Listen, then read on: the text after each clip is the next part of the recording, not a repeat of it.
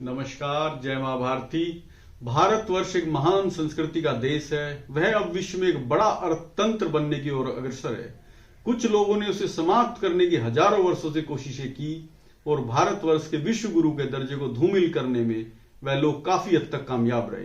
परंतु पिछले कुछ वर्षों से भारतवर्ष अपने विश्व गुरु के दर्जे को प्राप्त करने के लिए विश्व पटल पर बड़ी तेजी से उभर रहा है। कुछ ताकतों को यह पसंद नहीं है कि भारत इतनी तेजी से, इतनी ताकत से उनके सामने कैसे खड़ा हो सकता है। वे आज भी भारत को अपनी कॉलोनी के रूप में देखना चाहते हैं। इसके लिए अलग अलग तरह की साजिश की जा रही है, चाहे वह हिंडनबर्ग हो, बीबीसी हो, या अब एक नया इस साजिश का हिस्सा सामने आया है, जॉर्ज सोरोस, जो एक अमेरिकन फाइनेंशियल मैनिपुलेटर है, जिसने भारत की संप्रभुता, भारत की लोकतांत्रिक व्यवस्था और भारत के लोगों के सम्मान को ठेस पहुंचाने की असफल कोशिश की है। जॉर्ज सोरोस किन किन लोगों को या संस्थाओं को हमारे देश में वित्तीय सहायता देता है, ये एक जांच का विषय है और इसकी जांच अवश्य होनी चाहिए। पूर्व में भी गोरों ने हमारी संस्कृति, हमारे महान लोकतांत्रिक देश पर अतिक्रमण किया था।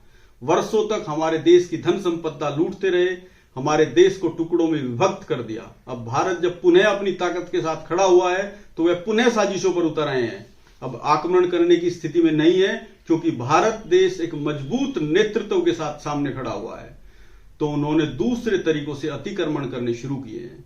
वह सांस्कृतिक हो, वित्तीय हो या अन्य कई रूपों में जल्दी ही सामने आने वाला है। जॉर्ज सोरोस जैसे लोग और सामने आएंगे जो इस साजिश का हिस्सा होंगे।